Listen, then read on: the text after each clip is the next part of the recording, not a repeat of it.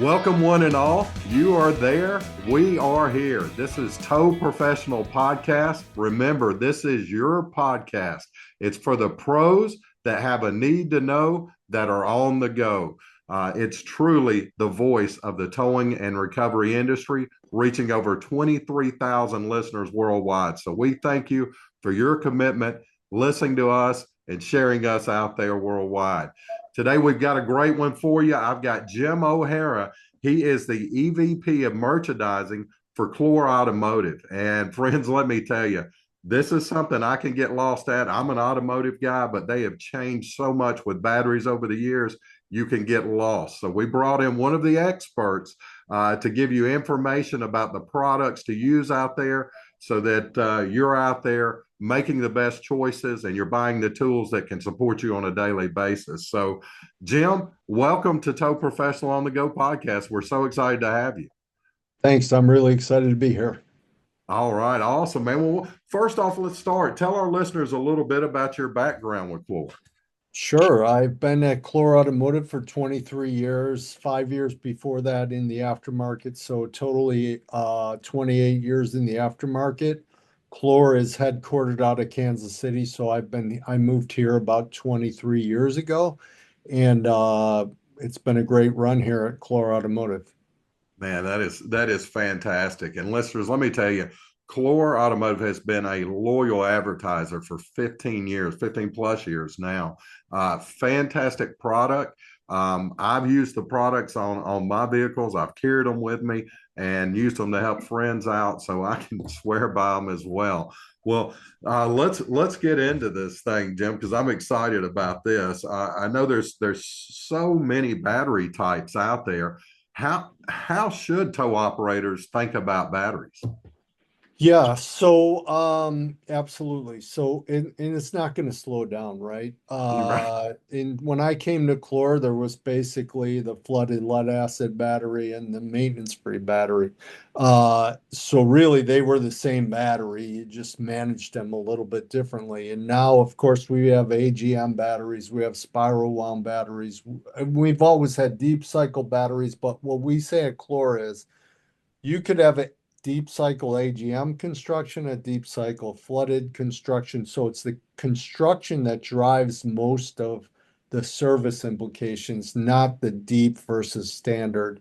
And we could maybe touch on that where the nuance is there. But so we've got flooded, traditional flooded batteries, maintenance-free flooded batteries, AGM batteries, spiral wound batteries. So spiral wound batteries for this conversation are really just another variant of an AGM battery. So it's fully sealed, just like an AGM battery. Okay. And then, of course, we have gel cell.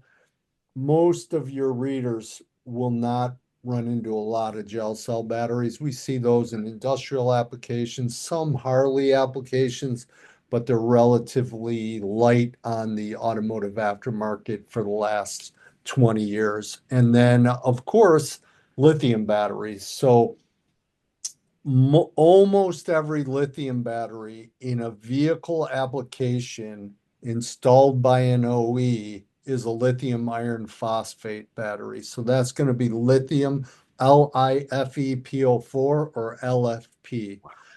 So the most important thing to know about lithium, really all these batteries, but lithium especially, is there's lots of different lithium battery types out there.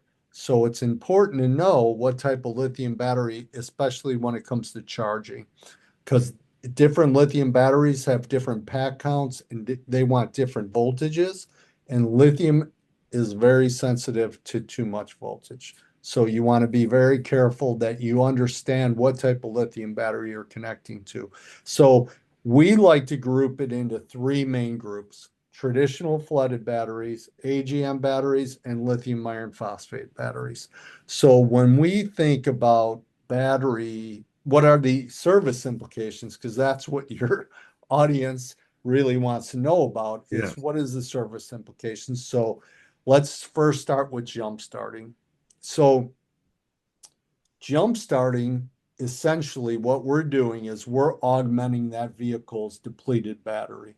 We're not really charging where we're sending power to the battery when we make that connection, of course, we're sending power to the battery, but we're not sending power in an active way, the way that you would when you're charging. So you connect the jump start. So you grab your jump and carry unit, let's say. So we make jump and carry booster pack jump starters. So those two brands. So let's just say I grab my JNC 660 or my JNC 770 or my JNC 345 lithium unit, and I connect to that battery. So I'm going to connect the positive to the positive post, the negative to ground, and I'll get to that in a second.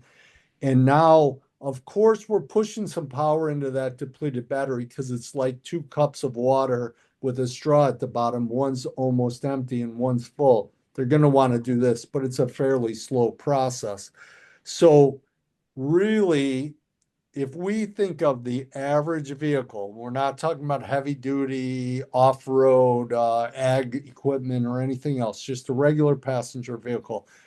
Virtually every one of those are going to be 12-volt batteries. So and SAE has a limit that says all the vehicle electronics should be able to accept a battery up or accept voltage up to about 17 volts. So we know that any battery in that vehicle is going to be somewhere between 12.6, 12.8 for a lead acid battery, and somewhere in the 14s for a lithium battery. So I connect a jump starter to that, a 12-volt jump starter to a 12-volt system. It really doesn't matter what type of batteries in that vehicle. I can use my lead acid jump starter to jumpstart. And of course, all our lead acid jump starters are made with AGM batteries, but it really doesn't matter. I connect my AGM powered or my lithium powered jump starter to that vehicle. And it doesn't really matter if it's a lithium starting battery, AGM starting battery, or a flooded lead acid, because all we're doing is augmenting the power of that depleted battery to get the vehicle started. Right. When we get to charging, all that, everything I just said is completely different because Yeah. when we're charging to specific voltage levels to make the jump from bulk charging, absorption, we go to completion or a time float, and then complete, and then full charge. So those voltage levels are set based on the battery type that you're charging. So flooded is going to be different from AGM, is different from gel, is different from lithium iron phosphate. So, but when we talk about jump starting, which is the application that is going to be most relevant to your audience, it really doesn't matter because you can't really over voltage any of these batteries because whether you're using our lead acid AGM jump and carry jump starter unit that's going to be about 12.8 to 13 volts when fully charged. Every vehicle can accept that, and it should be Yep. enough to get everything going, even if the starting battery were a lithium battery. And at this, by the same token, our lithium units are fully charged at roughly 15.8 to 16.2. That's within that window that SAE accepts. And of course, as soon as you connect it, that dead battery is going to pull that down a little bit because, again, those 2 cups of water. So jump starting is fairly agnostic. Grab your jump starter, jump start the vehicle. Don't worry too much about the battery type.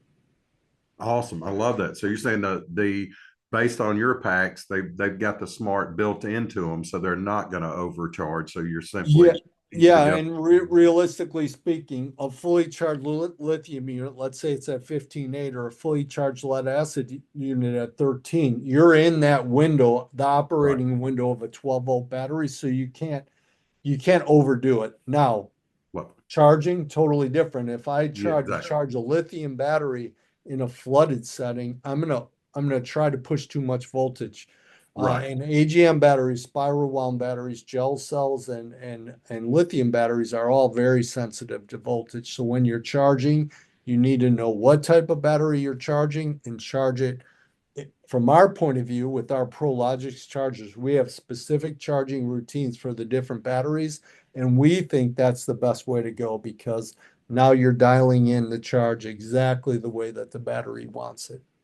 Awesome. I love that. And I take it also helps extend the battery's life when you're charging it. 100%. So that's what I would always say. So if I were gonna do uh, a, a service call to a vehicle owner with the disabled battery, the first thing that I would tell them, I'd give them the jump and get them going. And of course, their alternator is going to do its job. But I would also tell them when you get home, if you have a smart battery charger, I'd connect it and run it because that battery has undergone a very stressful situation. No battery really these days wants to be excessively discharged. So the Exactly. sooner you get that battery back to full charge, the better. Because sulfate on the lead acid side, sulfation is the enemy of every battery. It's just the chemical Yeah. process of the battery from the day it's born to the day it dies, it goes down. And when you have Right. deep discharged or extended periods of discharged battery, you're accelerating that sulfation process and Yep. pushing the death of that battery or the end of the life of that battery sooner. Wow. Man, this is great information to have. I tell you, Jim, I appreciate this so much from Core Sure. Automotive. Now, let me ask you the next thing. What are some of the key vehicle trends that you've seen in the last 2 to 3 years with the battery? Well, certainly, like we just talked about, the Yeah. battery proliferation, and we don't really see this changing. It's going to continue, right? So we're going to continue to see more and more battery types out there in the field. And unfortunately for your audience, that means they're going to have to deal with increasing complexity. But of course, that's true of every aspect of the vehicle design these days. So every year it's more complex. The other thing I would say, going back to something I mentioned earlier and said I'd come back to. So negative clamp should always go to a good chassis or engine ground. And we really stress this. And we used to only stretch it from a safety standpoint. Many of your audience members probably would say, listen, I've been doing this a long time and I've never had a problem going post to post. That's, I understand that. We understand that. We respect that. At the same time, what we would say is, there's a reason UL standards require us to write our manuals that say the negative needs to go to ground. And that is this. When you sit and you crank on a traditional battery, a lead acid battery, you are and you're cranking and cranking, you're releasing that battery's going to release hydrogen gas. That's just again part of the chemical process. Hydrogen gas, we all know, is highly flammable. So when you make the first connection to the vehicle at the battery positive and you make the second connection at the battery negative, it is possible to throw a spark. So we don't want to throw a spark in the vicinity of the battery. So that's why UL requires us to write all our manuals that say make the negative connection as far away from the battery as you can to a vehicle and a good engine or chassis ground. So that's the first reason why, safety. But now we have a new reason why. And this may convince the audience more than the first reason, because it's kind of like, hey, I've always done it this way, never had a Right. problem. And we always say that's great until the one time you do have a problem. So that's why we always say wear protective eyewear, don't have rings on. All these things that are in our manuals, they're there for a reason. Yeah. But the second reason why you always want to make that negative connection on a good engine or chassis ground is now most vehicles have a sensor in the battery positive cable from the alternator to the battery positive terminal. That sensor is monitoring energy flow into the battery Wow. because now today's charging systems are really what I would call charging based on a wide variety of variables. So temperature, battery state of charge, vehicle loads, uh, all kinds of different things, battery state of health, all that. So it wants to know I'm putting so much, how much power is going to the battery? What is the battery doing in reaction to that power? So the car dies. I connect to both battery terminals. I start the car, it goes, and as soon as that car starts back up, the system says, wait a minute, the battery was here, now it's here. How did it get from here to here? Because I didn't see any power going through that sensor. And it's even more important when you're charging. But for your audience, and again, the primary, I would think the primary application in our space that they're going to encounter on a service call is going to be jump starting. So it's really important now to make that negative terminal connection or negative clamp connection to an engine or chassis ground because of these sensors. So as these vehicles just keep getting smarter and smarter and smarter, we have to make sure we're interacting with them in a way that doesn't cause add-on problems or, complications that would never have happened in 2006, but they are going to happen in 2026. So so you're saying this could, even if they're connecting to that negative right there on the battery, it can key a check engine light or a code in the car Or possibly. just confuse the PCM, and that's enough Right. to create all kinds of drivability issues. So, Yeah. in our opinion, this is really important. And really, what we want to do is make sure that when people are using our jump and carry and booster pack jump starters, they're using them in a way that A, gets the job done, because that's what we're known for, Yeah. but also B, doesn't create, I solved this problem, but I created three more problems. Love it. That is great. I love it. Well, Jim, let's do this. We're going to take a quick break for our sponsors. We're going to hear from them. And guys, we'll be right back with more fantastic information from Jim O'Hara, the EVP of merchandising here for Clore Automotive. So stay tuned. In the heavy wrecker and towing industry, safety and efficiency are paramount. That's why professionals trust Will Burt for their scene lighting needs. Will Burt's night scan light towers can be installed on wreckers and tow vehicles, providing powerful illumination exactly where it's needed. The remote positioning overhead LED lights do not blind oncoming traffic or your crew. For rugged, reliable, and portable lighting, Will Burt's rechargeable scene lights by Night Searcher are the perfect solution, ready to go anywhere. With the FRC scene lights from Will Burt installed on your vehicle, you can ensure the area around your truck is brightly lit, further enhancing safety and efficiency. Learn more about how Will Burt's scene lighting solutions can make a difference at willburt.com. That's WILLBURT.com. Will Burt, innovation elevated.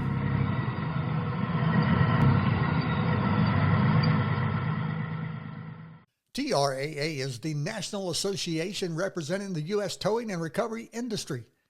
We act as the voice of America's towing industry by offering representation, education, and leadership at the federal level.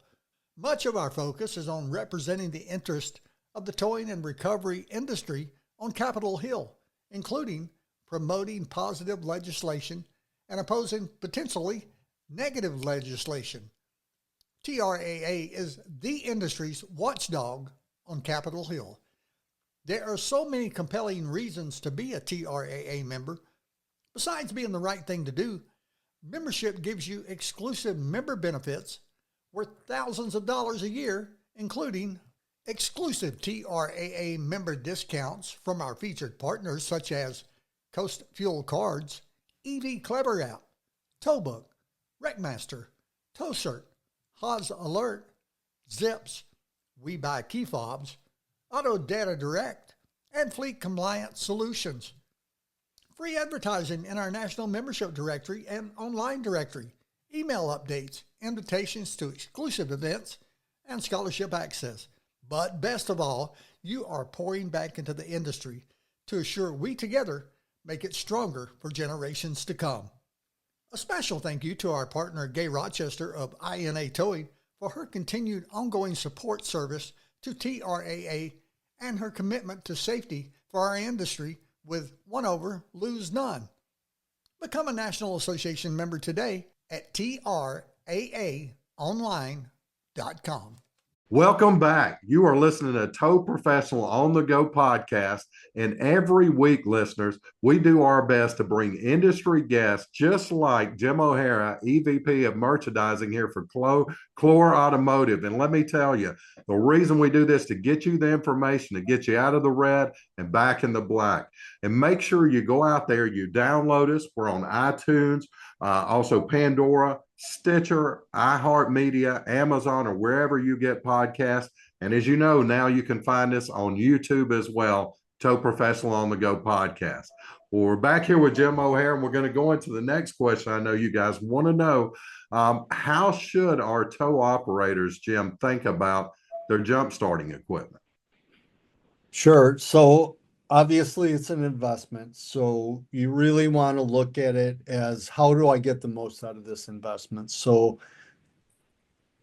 just like a vehicle battery, we really want to make sure that that battery's regularly charged and kept well charged. So we really want to keep it plus 70, plus 80, plus 90% stated charge. Obviously, during a busy workday, that can change, but if it's used during the day, we always say charge it at night, so you're ready to go the next morning. Certainly, our lithium units have USB charging, so it could be charged in the vehicle from call to call. But if we think about that lead acid battery, we talked about sulfation previously. It's true of our AGM batteries as well. So we always say, charge early, charge often. And the worst thing you can do with a lead acid jump starter is let it sit in the corner and be discharged and sit in a discharged state for a long period of time. So if you're going to put it away for a week or you're going on vacation, charge it before you go. If you're using it during the day, charge it overnight. It's going to help you be more ready for your next need, but more importantly, or as importantly, it's going to help you get the most out of the jump starter by allowing it to last the longest amount of time. And I think it's important to state with lithium too. We've been making lithium jump starters for about 11 years now. And one of the things we heard early in the lithium jump starter world, and we still hear all the time, is you don't really need to charge these very often. And it's true, you don't need to charge them as often as you need to charge lead acid units. But lithium doesn't want to be discharged any more than lead acid. So what we always say is, when it's not in use, charge it every 90 days. But more importantly, because your audience is going to be using these products on the regular basis, charge it regularly. Lithium has way more charge recharge cycles built into the battery than a lead acid battery, almost or roughly double. So don't be afraid to charge it. And you want to always make sure that when you're using it in a jump starting application, you really want your lithium unit, whether it's ours or anyone else's, you really want it above 80% stated charge, 75% stated charge. You're not doing yourself any favors to go on that next call and pull a unit out that's at 50% stated charge, because you're really limiting the capability of that unit. So again, charge early, charge often. Make sure your units are at or near full charge as much as they can be. Keeping it around full charge is the number one predictor of long unit life. In addition, always keep an eye on your cables and clamps. You want to really make sure that the cables and clamps are in good condition. You don't want a suspect clamp. You don't want a compromised cable. A compromised cable could ground you in the wrong place. If it was frayed and the jacket were frayed and the internal cables were exposed, you want to be 100% in control of that jump starting event. And by having a good quality unit that's fully charged or at or near full charge, but also not compromised in any way, is the best way to get the most out of it and also be the safest. And safety super important for your audience member, like each of your operators, but also for the vehicle that they're working on, because you don't want to have any kind of incident as a result of a compromised piece of equipment. And so really that's really how you get the most out of the jump starting investment. Man, fantastic, fantastic. Let me ask you this: you covered a little bit of it, how to get the most out of the jump starter. What are three things I should know to implement that are related to jump starter safety? Well, first of all, safety gear. So Right. safety glasses every time. I think anytime you're working around a lead acid battery, whether you're jump starting, charging, or doing anything else, uh, you having safety goggles on is should be absolutely a minimum thing. So, and all the things you do around a battery. So no rings, no chains, no anything, because you never want to, or dropping, risking dropping a tool across those battery terminals. You absolutely don't want to short a battery. The next thing I would say is uh, really you want to just be aware of the vehicle that you're working on, belts, hoses, fan blades. We want to make sure we're really clear of those, not only because you could damage your equipment, you could create a short that damages vehicle electronics, but it's a huge safety risk as well. So you really want to be careful when you're working in an engine compartment. And I know your audience already knows this, but it almost can't be stated too many times.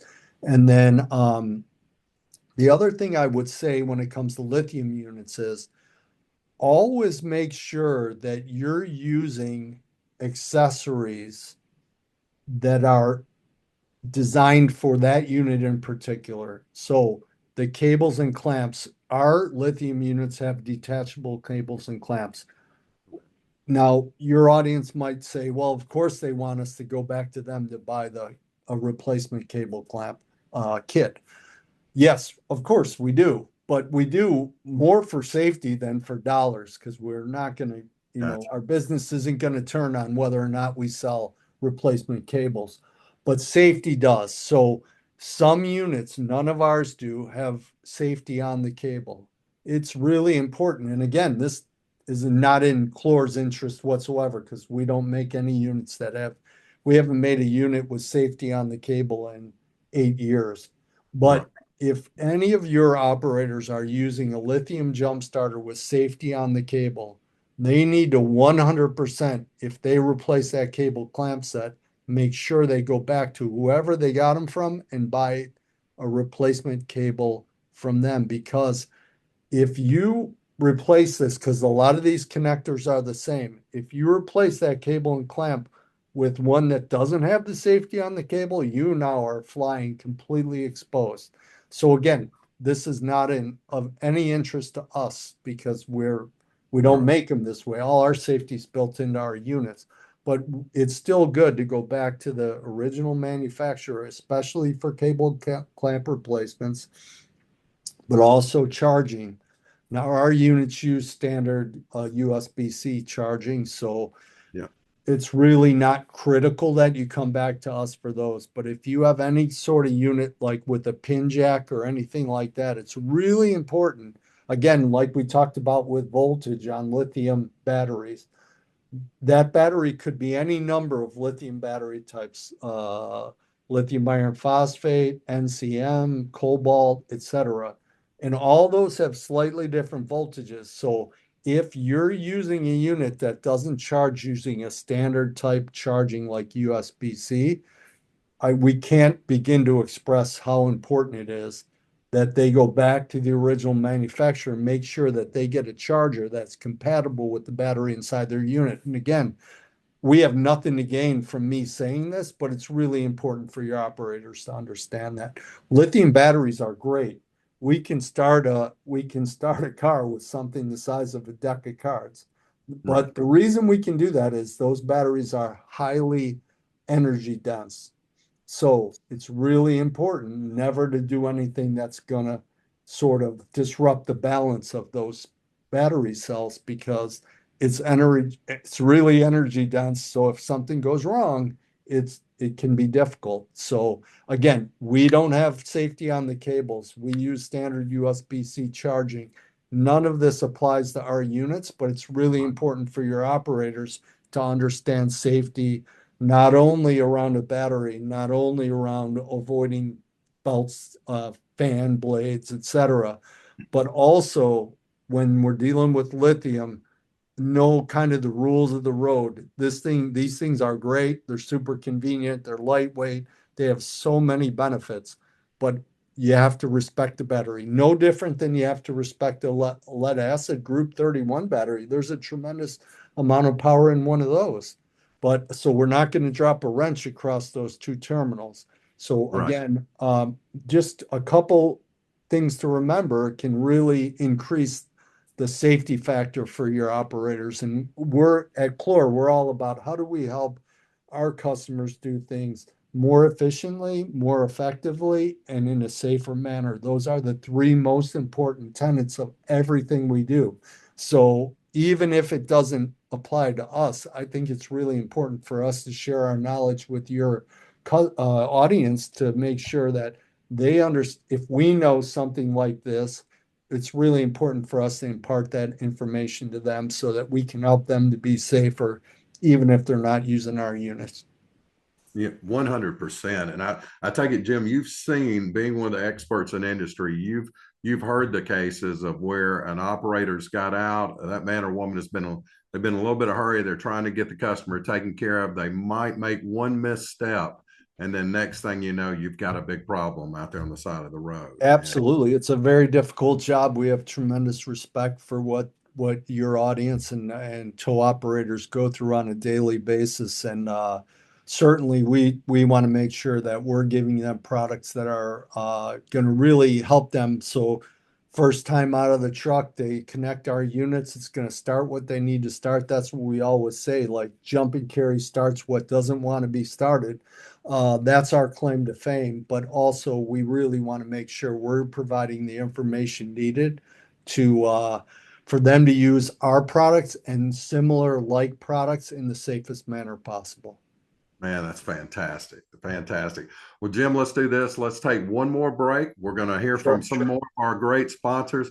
And when we come back, listeners, we'll have more from Jim O'Hara with Chlor Automotive. And if you want to know more about their products, about the use of the products, safety, warranties, and everything, make sure you go to Chlor, CLORE, automotive, AUTOMOTIVE.com, and you can see the latest products. You can check out the blogs and see all the safety information that they're putting out there that are right at your fingertips. So we'll be right back. Hang in there. Book.com is the only way to go to manage all the vehicles you tow off the road. The #1 platform in the industry. The cloud-based towing software can handle all your needs right from your phone with support day and night. Visit towbook.com and give it a try.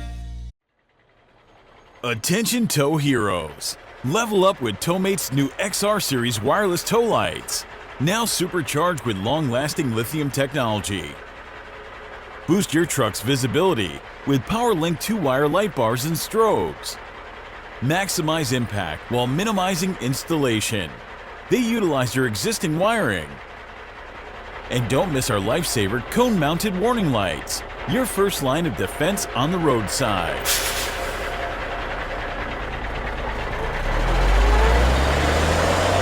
Illuminate your path at www.towmate.com/dealers or dial 800-680-4455. Towmate, dependable, durable, dynamic.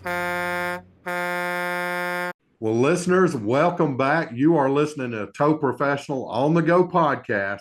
Every week, like I said, we do our best to bring the latest information, the products and service, the manufacturers, dealers, distributors, and service providers that are offering products out there for your business, showing you what works for you and what can keep you, like I said, out of the red and back in the black. So again, today we're here with Jim O'Hara. He's the EVP of merchandising for Chlor Automotive. And let me tell you guys, like I said, I've done business with this company for 15 years. It's a loyal company. It's a company that cares about their users out there, and they want to make sure you've got the best products in your hands so that when you're out there, it represents you and helps you represent your company as the top in the market. So back with this, Jim, again, thanks so much for joining us today, because this has been very informative for our listeners. And, some of us, I mean, I myself, I used to think, well, battery charger, battery jump box is just a jump box.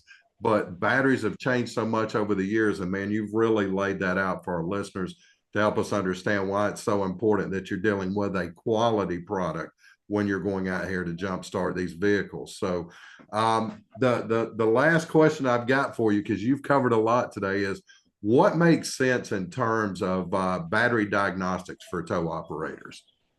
Sure. So really, the best answer in that situation where you need to get quick answers and you can't really be dependent on where the battery's at, so is going to be a digital battery testing solution. So, of course, there's the carbon pile testers, fixed load testers, and those are great products, and they give you a great deal of information about a battery, but the most important thing to know about fixed load testing, variable load, but invasive load testing is the battery must be above 85% stated charge in order to get an accurate result. And in your audience's situation, that battery is never going to be above 85% stated charge, or they wouldn't have had the call in the first place. So Right. that really drives this application back to the digital tester. And the digital tester is great in numerous ways. As I mentioned, it can properly and accurately assess a discharge battery, which is great. Secondly, you have different testing regimens for different battery types. So just like we talked about with jump starting and charging, when we launched our digital testing offering in 2008, we had 2 battery types. We now have 6, because we now have flooded, traditional flooded batteries, AGM, traditional square or rectangular shaped AGM batteries. Then we have the spiral wound AGM batteries, gel cell batteries, again, not really super applicable to this audience, but they're out there for other applications, and that's why we still have it. And then start-stop AGM batteries and EFB. So that's your enhanced flooded batteries that came online back in 2018, 2019, and is sort of like the cost equivalent of the AGM battery for start-stop systems and vehicles where the OE doesn't really want to spend as much money to put an AGM in. They put an EFB in there, and it's a little bit less expensive to keep the cost of that vehicle down. So we have 6 different battery types, and what's great is with a digital tester, you can test the battery, you can test the start. Once you are able to start the vehicle, you can test the starting system, and you can test this charging system. So it allows your audience, the tow operator, to immediately sort of what I would call triage the system. I came out, I did this test. Probably I know the battery's shot, but I might also be able to give the vehicle owner, yes, I got their battery started, I got their vehicle started, but I can also run a starting system test and a charging system test. I might be able to give them some insight into where their problem is, so that when they're very likely to need to go seek service, either with the operator, if they have a service component in addition to their recovery operation, but also if they don't, take it somewhere else, they can give that vehicle owner some insight into what could be the source of their problem. They could have a starter problem. They could also have a charging system problem that's not charging the battery or overcharging the battery, which both have essentially the same result, is it's damaging the battery and not allowing it to start the vehicle. So for us, digital testers are the way to go. We offer a variety of digital units, from hand pocket sized handheld, super convenient on a roadside situation, to larger units with printouts and longer cables. So, and one of the really nice features on our units with the printout, with the built-in printer is the last 18 inches of the cable. In one case, one unit has 36 40-inch cable. The other one has a 10-foot cable. But what we do is we use a connector on the end of the cable that's about 18 inches long, so that 95% of the damage of that cable happens in those last 18 inches. So this way, if the cable were to be damaged, the cable or the clamps, the operator can just order a replacement set of cable ends and they're back in business. They don't have to ship the unit in for repair or replace the unit just because they damaged the clamp or damaged the cable. So it's a really nice feature, especially in this environment where, as you pointed out, it's tricky. They're in a hurry. You're on the side of the road in many cases where you've got a lot to think about beyond just where you're making your battery connections, and you could damage the cable. So what's really nice is I don't have to send it in to have 10 foot of cable replaced. I can just replace that cable end. Man, Jim, that is fantastic. I tell you, you guys have at Chlor have thought about everything for your end users that's using the products. And let me tell you, folks, not only do they have that jump starters, they have power inverters, battery chargers, booster cables, battery testers. Just everything is offered that you might look, even lighting solutions as well. So make sure you go to chlorautomotive.com. The website has everything from their products to technical service, recharge alerts. You can register your products there. And then they have Chlor stories, resources, and articles that will give you a full rundown on every use for the product, the ways you should charge it, maintaining, and everything. So if you're looking for somebody not only that will bring a product to you, but it gives you a lot of service after the sale, helps you with it along the way, and provides the right products from the start, make sure you go to chlorautomotive.com. Jim, it's been a pleasure having you on here. And yeah, thank you for having me. You're certainly welcome. This has been very informative for our viewers, and I tell you, I think it's going to be something that's going to get them thinking. It's going to have them looking out there in the side of the truck, going, "Hey, wait a minute! I might need to take a look at my current jump box and see what I need to do moving forward, because the game has changed." So we appreciate Chlor Automotive for all the fantastic products, and as always, folks, we're going to end this with a quick prayer for the industry. If you'll bow your head. Dear Heavenly Father, we just thank you for our vendors, our distributors, our product providers, the knowledge they have, the safety they bring to the market. And Lord, we ask you continue to increase their capacity and their ability to do business out here for what they're bringing to the market. And I also ask you, Father, to cover every one of our men and women of towing. They certainly have a servant's heart. They go out there on a daily basis in some of our families' worst conditions to help them on the side of the road. Lord, we just ask you, bless them, put a hedge of protection around them, and bring them back home to their families safe, and bless them for the heart that they have in this industry. And with that, we thank you and we praise you, Lord, in your precious name, Jesus Christ. Amen. Well, listeners, thank you as always for making Tow Professional the #1 podcast in the towing and recovery industry. With over 23,000 listeners, make sure you get out there, you view us on Tow Professional On the Go podcast on YouTube, or you go out there and you can view the podcast out there on anywhere from Spotify, iTunes, Pandora, Stitcher, iHeartMedia, Amazon, or wherever you see your podcast. Also, make sure you look at the latest edition of Tow Professional magazine, where Chlor has a very in-depth article. It's right there on Facebook today. So make sure you go check it out, see the latest in products, and think about what you've got in the side box of your service vehicle, and about upgrading for the latest in products from Chlor Automotive. Thanks again. Until next time, God bless.